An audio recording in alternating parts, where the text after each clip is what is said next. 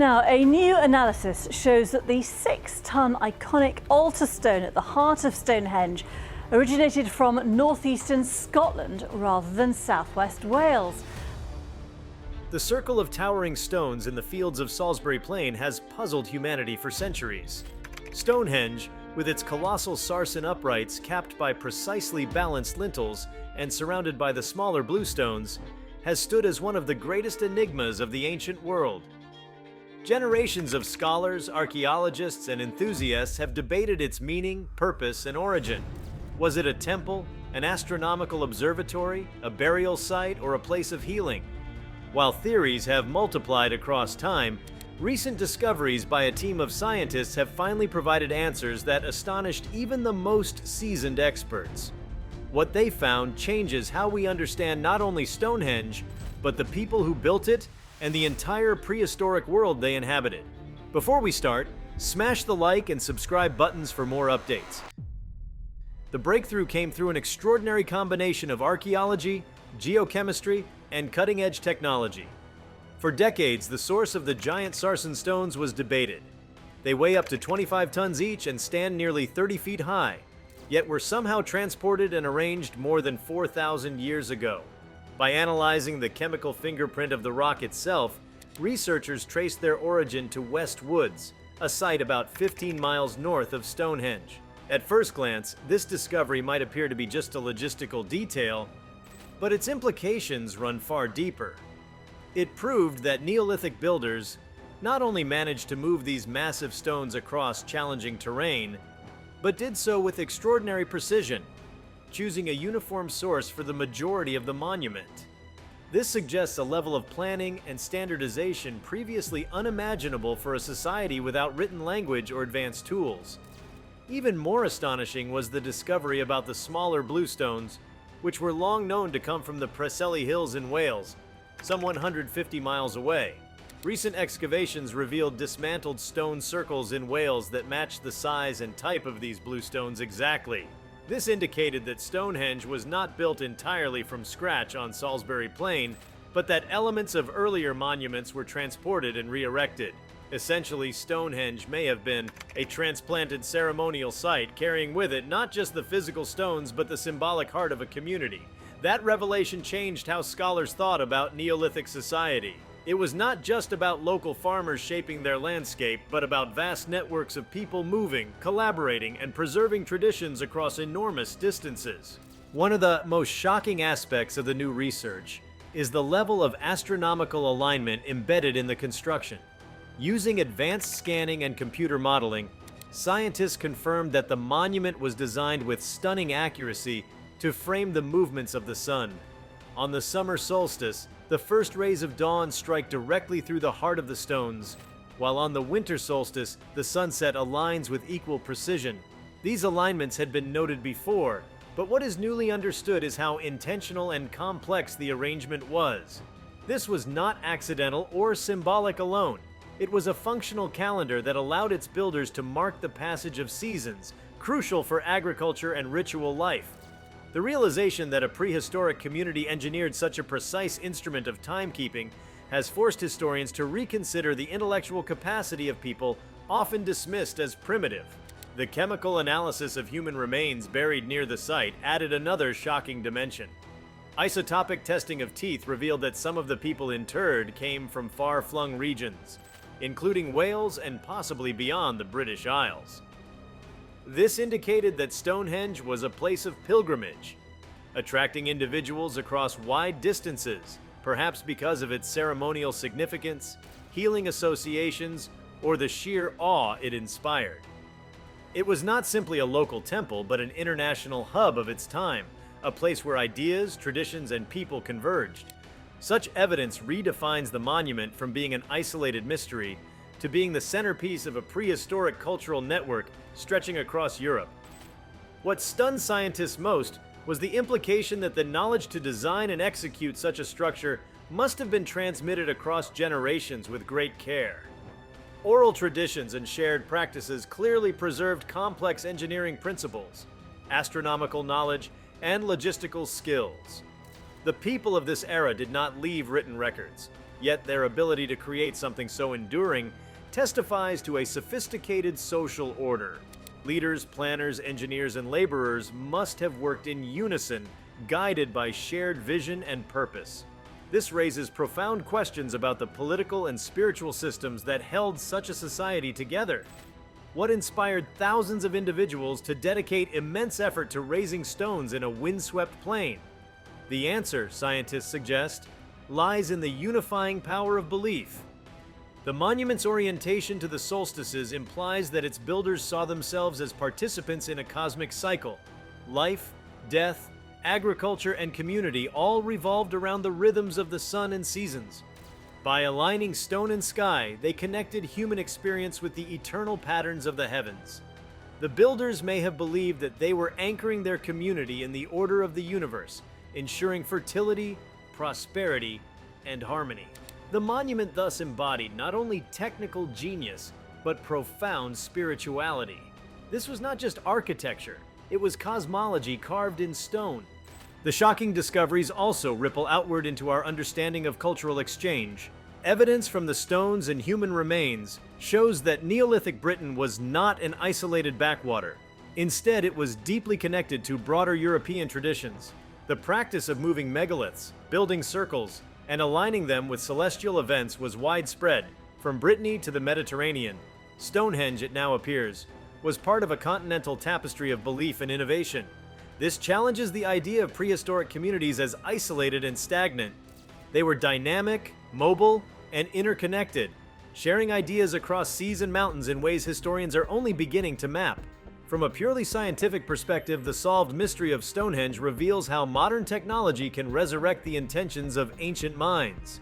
The combination of geochemical fingerprinting, isotopic analysis, and digital modeling has allowed researchers to peel back thousands of years with unprecedented clarity. This marriage of science and archaeology has not only solved a riddle but has given voice to people who lived millennia ago. Their silence is broken by the testimony of stones, bones, and alignments, speaking across the ages in ways no written record ever could. What makes the findings so remarkable is the emotional impact they carry. For centuries, Stonehenge inspired awe precisely because it seemed inexplicable. To learn that it was designed with such care, that its stones traveled across great distances, and that its builders orchestrated a masterpiece of engineering and spirituality shakes us out of the comfortable assumption that progress is linear. It forces us to recognize that human ingenuity has always been profound, even without modern tools. The shock lies not just in the details of the discovery, but in the humbling reminder that ancient people were far more sophisticated than we imagined. As researchers pieced together the puzzle, one implication stood out above all. Stonehenge was never a monument to isolation or mystery, but to connection. The stones themselves are links between places, between communities, between the earth and sky, between life and death. The discovery that its origins involved dismantled circles from Wales suggests that it symbolized continuity and unity, carrying traditions across landscapes. The solstice alignments connect human time to celestial time, binding earthbound existence to cosmic order. The human remains point to a gathering of diverse peoples, perhaps drawn by a shared faith or hope. In every way, Stonehenge embodies the weaving together of disparate threads into a single fabric. The shock, then, is not merely that scientists have solved a riddle, but that the riddle reveals us to ourselves. The people who built Stonehenge were not fundamentally different from us. They grappled with uncertainty, sought meaning in the heavens, honored their dead, and invested their collective effort in monuments that spoke to eternity. Their world may have lacked electricity, steel, or writing, but their vision was immense, their determination unwavering, and their achievement unparalleled. To understand them is to understand something essential about the human condition, our need to connect, to transcend, and to leave behind enduring symbols of our place in the universe. The revelations about Stonehenge therefore ripple beyond archaeology into philosophy and identity. They remind us that history is not a straight march of progress, but a complex web of brilliance, adaptation, and creativity across eras. They challenge us to reconsider what we call civilization, and to acknowledge that the seeds of genius are timeless. Stonehenge, once seen as an impenetrable enigma, now stands as testimony to the enduring power of human imagination and cooperation. What scientists uncovered shocked them, not because it was alien or incomprehensible, but because it revealed how familiar, how human, and how profound the ancient builders truly were. Stonehenge has long been framed as a monument of unanswered questions, but with each layer of recent scientific research, the site reveals even more than anyone imagined possible. Far from exhausting the mystery, the discoveries have instead opened doors to entire realms of understanding that were previously hidden behind the veil of prehistory. With the core questions about its construction and purpose clarified, scholars have begun to piece together deeper implications about what this monument meant in cultural, spiritual, and intellectual terms. The scale of what has been revealed continues to shock, because it transforms the monument from an isolated relic into a dynamic focal point of ancient life. One of the most striking consequences of the new findings is the insight into the social organization required to accomplish such a feat. Moving multi-ton stones across rugged landscapes was not an endeavor of a few determined individuals. It required hundreds, perhaps thousands of people working in harmony. The logistics of hauling stones from quarries, transporting them by sledges or boats, and then raising them upright on Salisbury Plain implies a highly coordinated workforce. This level of organization suggests not only leadership but a system of governance or ritual authority capable of motivating and sustaining collective labor over long periods. The shock here is that such coordination was taking place in a world we often imagine as fragmented and small-scale. Stonehenge proves that prehistoric communities were capable of forming vast coalitions, uniting for a purpose that transcended mere survival. The tools available to these builders make their accomplishment even more astonishing. Without iron, wheels, or advanced cranes, they devised ingenious methods to shape, transport, and lift colossal stones. Archaeological reconstructions show how ropes, wooden sledges, levers, and earthen ramps were combined into a choreography of effort. Yet recent experiments have shown that these methods only work with remarkable precision and practice. This suggests that generations of knowledge went into perfecting techniques of engineering long before the stones arrived on Salisbury Plain. The implication is that Stonehenge represents the culmination of centuries of trial, error, and innovation. A monument embodying not only spiritual vision, but technological mastery passed down through time. Equally shocking is how the discoveries alter our perception of the monument's landscape. Stonehenge is not an isolated circle, but part of a wider ceremonial complex stretching across miles of plains. Nearby sites such as Durrington Walls, Woodhenge, and the Avenue show that Stonehenge was embedded in a ritual geography of extraordinary complexity. Geophysical surveys have revealed buried pits, alignments, and other earthworks that extend the ceremonial function far beyond the iconic stones. The discovery of these interconnected features suggests that the monument was one node in a larger sacred topography designed to guide movement, ritual, and community gatherings. The revelation that Stonehenge was part of such a vast spiritual environment shocked researchers because it showed that its significance was not only vertical, connecting earth to sky, but also horizontal, binding together an entire cultural landscape. The funerary evidence adds yet another dimension. Burials found in and around Stonehenge indicate that it functioned as a place of the dead as much as of the living. Cremated remains interred in the Aubrey holes, the circle of pits surrounding the site, show that individuals of importance were laid to rest here. Chemical tests on the bones demonstrate that some of these individuals originated from distant lands. This makes the site a kind of prehistoric necropolis, drawing the elite and the revered from across regions. The shock comes from realizing that Stonehenge was not simply a static temple, but a living center of ancestral memory, where the dead were enshrined in proximity to the rhythms of the cosmos. In this sense, the stones were both gravestones and gateways, marking the threshold between worlds. Beyond ritual and burial, the discoveries also indicate that Stonehenge was an instrument of unity. Transporting blue stones from Wales and erecting them alongside local Sarsens implies collaboration between different communities. Rather than being symbols of division, the stones embodied the merging of diverse groups into a shared project. This is profoundly shocking because it contradicts earlier assumptions that prehistoric life was dominated by isolation or conflict. Instead, Stonehenge shows us a society capable of bridging distances, forging alliances, and expressing unity through monumental architecture. The site thus becomes a symbol of cooperation on a scale rarely seen even in later historical civilizations. The astronomical implications are perhaps the most extraordinary of all. Advanced modeling confirms that Stonehenge could be used not only to mark solstices, but also to track lunar cycles. The arrangement of the stones and gaps appears to encode the relationship between the solar year and lunar months.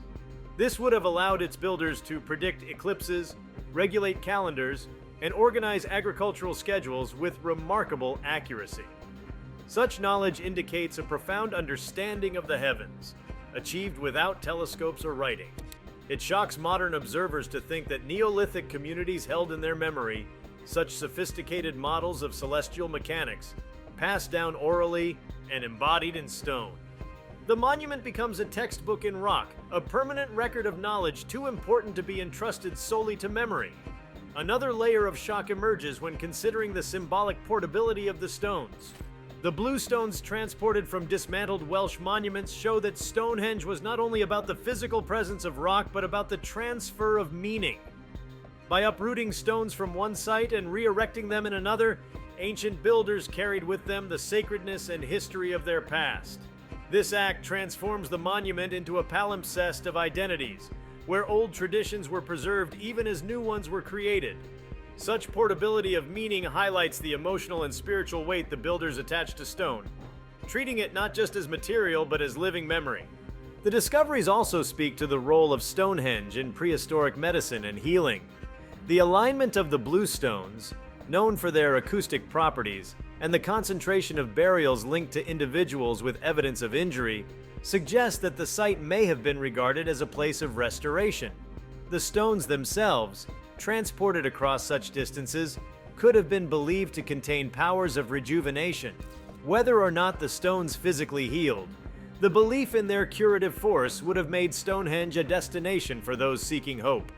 To learn that this monument functioned as both a temple and a sanctuary of healing adds a shocking layer of humanity to its purpose.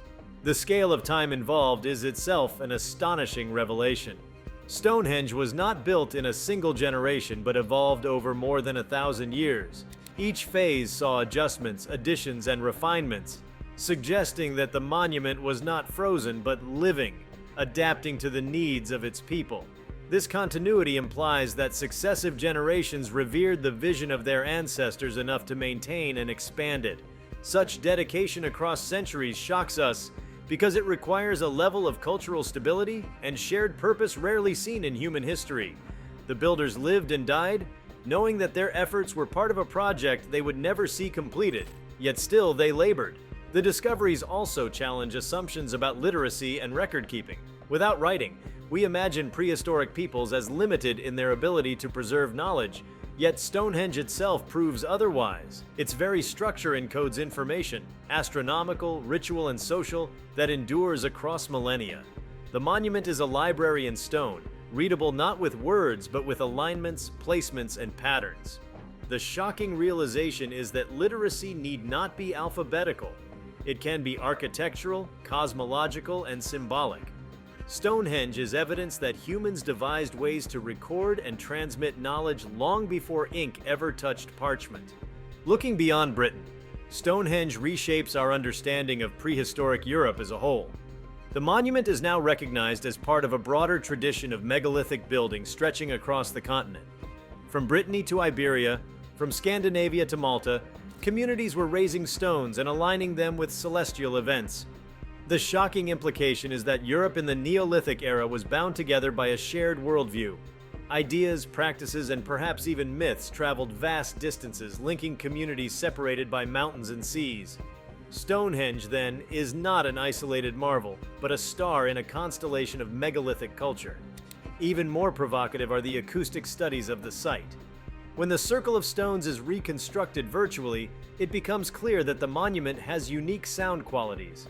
Voices resonate in unexpected ways, amplifying some tones while dampening others. This suggests that Stonehenge was designed not only for visual alignments but for auditory experiences. Rituals performed within the circle would have carried a sensory impact magnified by the architecture itself. The shock lies in realizing that prehistoric people were manipulating soundscapes as deliberately as they aligned with the sky. Stonehenge thus emerges not only as a visual symbol, but as an immersive environment that engaged all the senses in ritual. The discoveries also force us to reconsider the motivations behind monument building. It is easy to assume that survival needs left little room for grand projects. Yet Stonehenge proves that even in times of struggle, humans sought to create symbols that transcended the immediate. The monument represents an investment in meaning, a declaration that existence was not only about food and shelter, but about belonging to a larger cosmos. This shocks us because it shows that the human impulse toward transcendence is as old as civilization itself. Perhaps the most profound revelation is what Stonehenge says about continuity of human thought. Its builders may not have left texts, but their questions were our questions. Where do we come from? What governs the cycles of life and death? How do we align ourselves with forces greater than ourselves? The shock comes from seeing ourselves reflected in these ancient stones. They are not relics of a vanished people, but mirrors showing that across millennia, the human desire for meaning, unity, and eternity has never changed. The revelations surrounding Stonehenge have pushed the boundaries of archaeology and human imagination further than most thought possible. Each new detail uncovered about the monument adds an entirely fresh perspective, as though the stones themselves are peeling back layers of history one at a time. To extend the scope even further, it becomes necessary to explore not only what Stonehenge reveals about the people who built it, but also the broader frameworks of innovation, psychology, and symbolism that ripple outward from these discoveries. One area of shock lies in the realization that Stonehenge was built during a transitional phase of human existence. The society that constructed it straddled two worlds: the fading culture of hunter-gatherers and the rise of agricultural communities. This liminal position gave them a perspective that may have been uniquely suited to monumental thinking. For hunter-gatherers, the world was shaped by cycles of migration, seasons, and celestial markers. For early farmers, the stability of crops demanded a precise calendar. Stonehenge represents a synthesis of these outlooks, embodying the nomadic awe of nature's rhythms and the settled need for agricultural order. This blending of worldviews was shocking to researchers because it suggested that the monument was not just about one way of life, but about reconciling multiple modes of existence into a shared cosmic vision. The technological advances implied by Stonehenge also force us to rethink innovation in prehistory. To align stones so accurately with celestial phenomena required not only observation, but instruments. The builders may have used wooden posts, ropes, and shadow markers to plot alignments. They would have needed to calculate angles across large distances, effectively functioning as astronomers long before the recorded science of astronomy existed. The shock lies in the recognition that scientific reasoning, often thought to be a product of later civilizations, was alive and thriving in Neolithic Britain. These builders were experimenting, recording, and systematizing observations with rigor equal to any modern method, only their records were written not in books but in the placement of stones. The monument also highlights the importance of memory in societies without writing. Oral tradition alone could not have been enough to maintain the complex knowledge required for such precision across generations. Instead, Stonehenge itself became a mnemonic device. Each stone placement, each alignment, each processional path served as a cue to trigger stories, rituals, and knowledge. The site was not only a gathering place, but a memory palace, encoding information in ways that ensured survival of knowledge even as individuals passed away. The shock is that Stonehenge was simultaneously a physical structure and a cognitive tool, a prehistoric supercomputer of memory embedded in the landscape. An often overlooked aspect of the site is its role in performance and ritual drama. With its unique acoustics and its carefully defined spaces, Stonehenge would have provided a stage for ceremonies, chants, and communal gatherings. Imagine hundreds of people gathered within and around the circle, listening as voices echoed and resonated across the stones. Firelight, smoke, and the rising or setting sun would have created an overwhelming sensory experience. Archaeologists now believe that such performances were as central to the monument's purpose as its alignments. The shock is in realizing that Stonehenge was not meant to be silent and still. but alive with sound, light, and movement, transforming rituals into cosmic theater. The question of diet and sustenance also takes on significance in light of the discoveries. At nearby Durrington Walls, evidence of massive feasting has been uncovered. Animal bones, particularly those of pigs, were discarded in ways that indicate gatherings of immense scale. The age and butchering marks on the bones suggest carefully timed seasonal feasts, perhaps aligned with the solstices marked by Stonehenge. These gatherings were not mere meals, but orchestrated communal celebrations that reinforce social bonds and ritual meaning. The shock comes from understanding the monument as a catalyst for collective feasting, binding people together not just spiritually but physically, through shared food and revelry on a scale unprecedented in its time. The effort required to build and sustain Stonehenge also raises questions about economy. Far from being a distraction from survival, the construction of such a monument likely enhanced economic life. The need to transport stones, provide food for workers, and organize labor may have stimulated networks of exchange and innovation. Communities were likely producing surplus crops and goods to support the endeavor, which in turn could have accelerated technological and social complexity.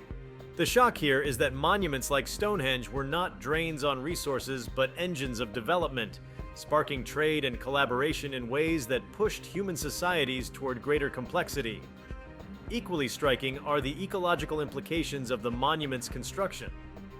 The sourcing of sarsens from West Woods, for example, implies not only quarrying but also significant alteration of the surrounding environment. Forests may have been cleared, rivers navigated, and landscapes reshaped to accommodate the logistics of transport. Stonehenge therefore represents one of the earliest large-scale human interventions in nature. The shock for modern observers is that the human impulse to transform environments for cultural purposes began far earlier than industrialization. These Neolithic builders were already reshaping landscapes in pursuit of meaning, leaving an ecological legacy carved into Britain's terrain. Another dimension of shock arises when comparing Stonehenge to monuments from other regions of the world. The pyramids of Egypt, the ziggurats of Mesopotamia, and the temples of the Americas all testify to human ingenuity. Yet Stonehenge predates many of these, and its builders lacked many of the resources available elsewhere. There were no draft animals, no written plans, no advanced metals.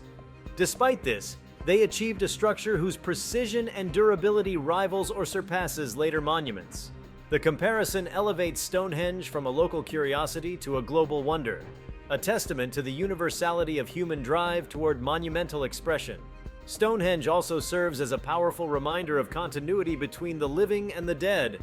The monument's connection to burial practices suggests that the builders saw no rigid divide between existence and afterlife. Instead, they wove both realms into the same fabric of stone and ritual. The ancestors were not distant memories, but active participants in the ongoing cycles of community life, honored and consulted through the enduring presence of their remains within the sacred circle. The shock comes from recognizing that for these people, death was not an end but a transformation, woven seamlessly into the rhythms of the cosmos. Perhaps one of the most astonishing aspects of Stonehenge is how it redefines the notion of time itself. For its builders, time was not a straight line but a cycle, endlessly repeating with the turning of the sun and moon. Stonehenge embodies this worldview, grounding human experience in the eternal recurrence of natural rhythms. The alignment of stones made time visible, tangible, and participatory. People gathered to witness the sun rise and set in perfect harmony with their monument, reaffirming their place within a timeless order. The shock for modern minds steeped in linear progress is to see how deeply our ancestors lived within cycles rather than lines, and how their worldview was carved into stone itself. The site also raises profound questions about leadership and authority.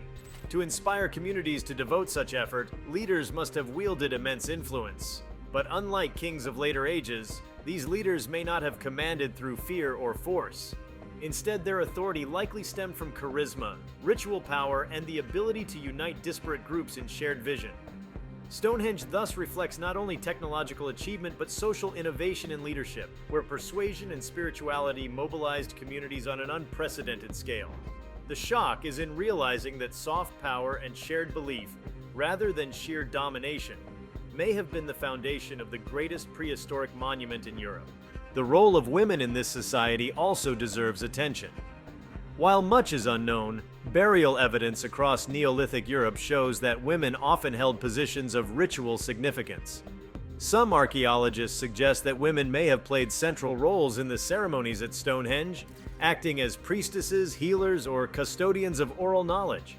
The shock here is that far from being passive participants, women may have been central to the very vision and execution of the monument, a fact that reframes assumptions about gender roles in ancient societies.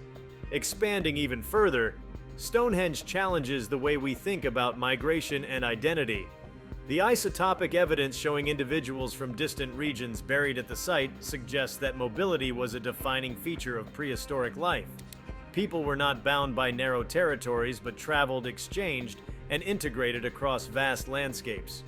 Stonehenge may have functioned as a cultural magnet, a gathering point where identities were negotiated, alliances forged, and traditions blended. The shock is that in an age we imagine as isolated, humans were already cosmopolitan, forging identities that stretched across hundreds of miles. The monument also touches on the psychology of awe. Modern researchers studying human cognition suggest that awe inspires cooperation, humility, and openness. By constructing Stonehenge, the builders created an environment deliberately designed to evoke awe. Its massive stones, its cosmic alignments, its ritual performances, all combine to overwhelm the senses and lift individuals into experiences beyond themselves. This awe would have cemented loyalty, inspired cooperation, and fostered belief.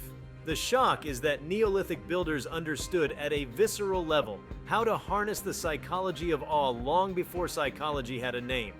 If you like this video, please give it a like and subscribe to our channel. Also, leave your comments below and tell us.